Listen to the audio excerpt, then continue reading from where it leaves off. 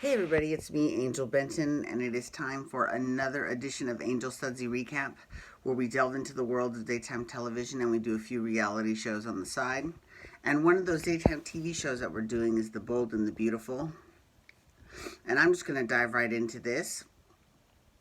You know, recently The Bold and the Beautiful was just named by Soap Opera Digest as the best show on the air for the fourth year in a row.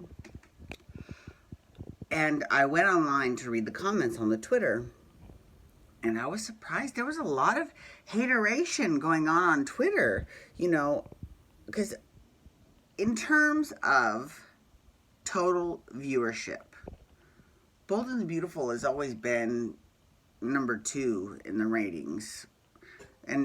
But in terms of key demographics, or what are key demographics, 18 to 20, 40, 49-year-olds, 24 to 55-year-olds, whatever. Sorry. You know, the top spot is always Young and the Restless. The Young and the Restless has been at that, has a chokehold on that. Well, no, there was one time when I think it was Days did good for a key demographic there, or was it General Hospital? It might have been General Hospital. Whatever. But I mean, to me, it doesn't mean anything. It really just means the only thing that really means anything is total viewers. But in any case, I think that the way that the ratings are derived are completely fucked up anyways. I mean, it's so stupid. No one counts for online views or app views or DVR that is watched on the weekends, that's annoying. That is annoying as hell.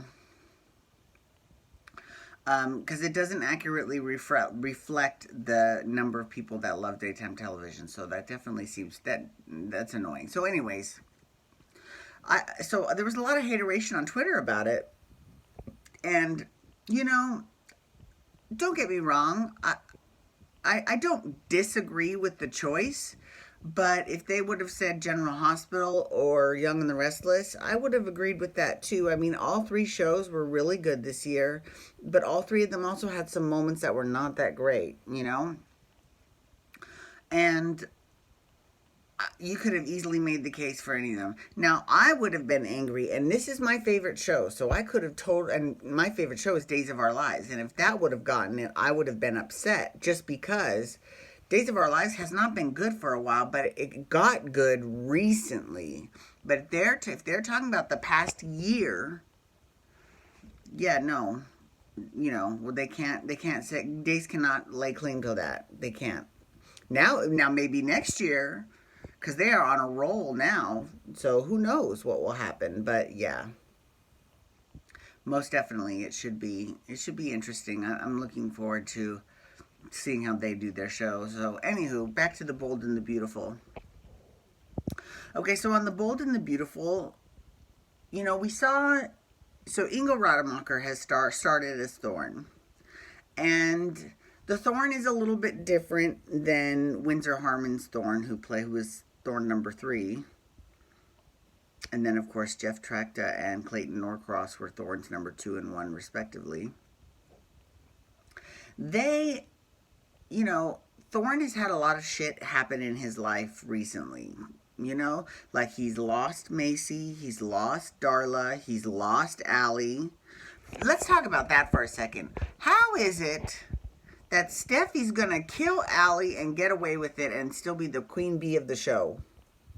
Now, this could just be a plot point that is being dropped right now that will be picked up later to do more damage. That's entirely possible.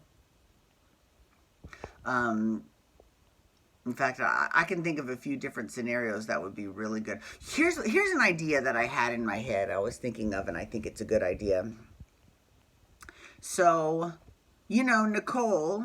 It's kind of difficult for Nicole because she doesn't have a Zende, which that's why I'm not super involved in all of these couples, because if one of them wants to leave the show, then the other one is fucked, right? Okay, so she was at Brooke's house, and she wasn't nosing around. She was on her way down, and she noticed a moment between Brooke and Thorne. Now, Brooke and Thorne have been married, before, and there's a lot of, they've known each other 30 years. Sorry. So they've known each other 30 years. So I I mean, if it was me, I wouldn't think it was that. And Brooke's single. Oh no, actually, technically, she's still legally married to Bill. Actually, because in California, you got to wait 6 months before you can get a divorce. So she's waiting. Um, but either way, he's not married. So and she's separated, going through a divorce. So whatever. I don't think it's that big of a deal that there was a moment going on between the two of them. But Nicole and Maya were like, maybe we should, what's going on? We don't know. Maybe we should keep an eye on it or whatever, right? But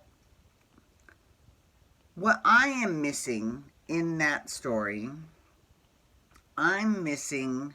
So okay, so let's take it back. Thorne is back, and he wants in on the designing at Forrester. He's been designing. He actually designed his own line, and it's doing very well in Europe. So he wants to come to the United States and start designing for Forrester. So in order to do that, he's going to have to usurp the current CEO, Ridge, his brother.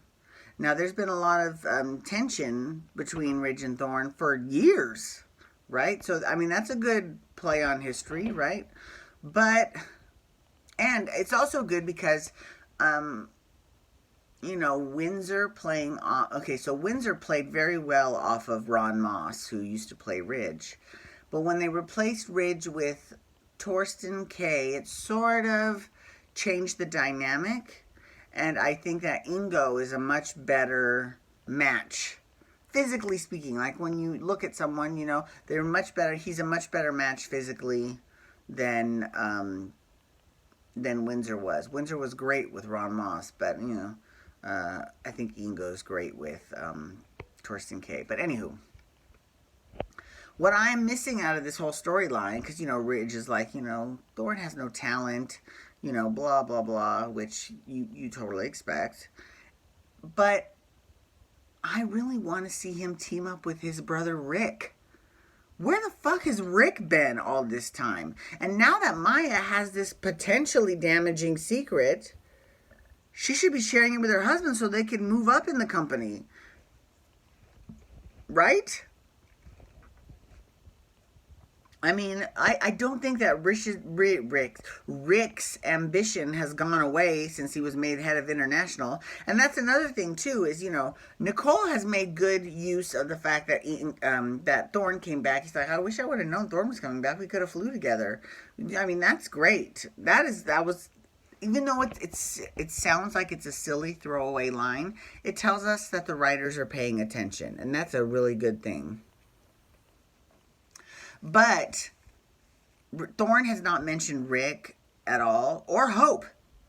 Hope's, although she's not living in Paris, she's living in Milan. She's still working for Forrester International. They've never mentioned Eva, their publicist. So, oh no, is she their publicist or is she the Spencer publicist? No, I think, yeah, she's a Forrester publicist, yeah.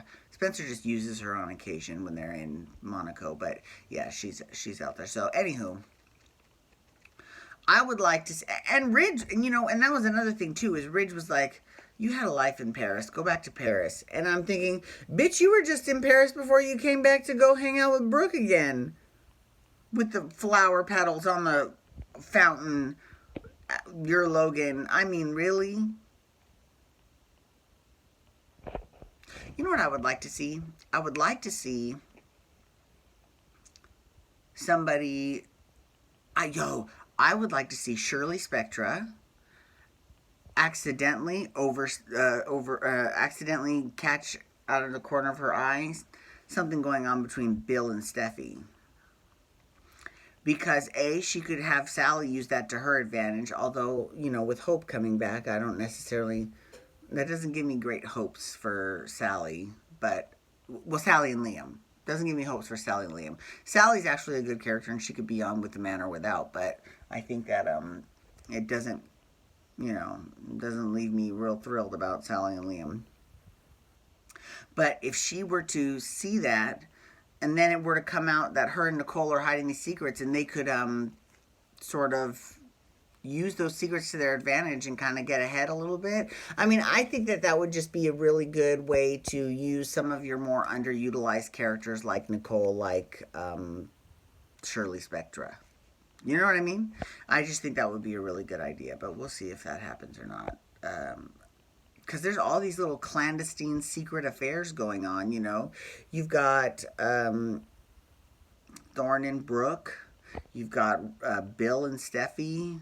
Liam and Sally, kind of. And you've also got Ridge and Quinn. Let's not forget that. So, you know, with all those secrets, I think that they're all bound to come out sooner or later. Or one would hope.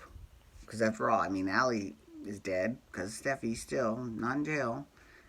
And I can't believe Ivy. I mean, here's the thing about that story that pissed me off. This was before I did the Sudsy recap, so I can talk about this. This is what pissed me off.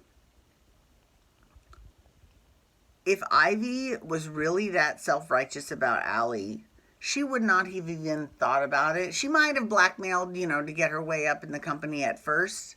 But then once Steffi said, you know, you can't do this, or, you know, when she made her big old impassioned plea and she deleted the video, it would have been nice if instead she just marched right to the police officer and gave the video. I'm like, FYI, here you go. But anyway, I digress. That is the past. Thank you so much for logging on today. I do appreciate it. Please feel free to follow me on Twitter, Instagram, and Snapchat at Angel Benton. You can hashtag Below Deck to talk about Below Deck, or you can also hashtag Below Deck. Below Deck. I'm talking about Bold and the Beautiful. I've got Below Deck on the brain. Whew. You can hashtag Bold and Beautiful to talk about the Bold and the Beautiful, but you can also hashtag Pump Rules to talk Vanderpump Rules, because I'm doing that next. Okay, everyone, have a wonderful day. Peace out. Wubba, wubba, wubba.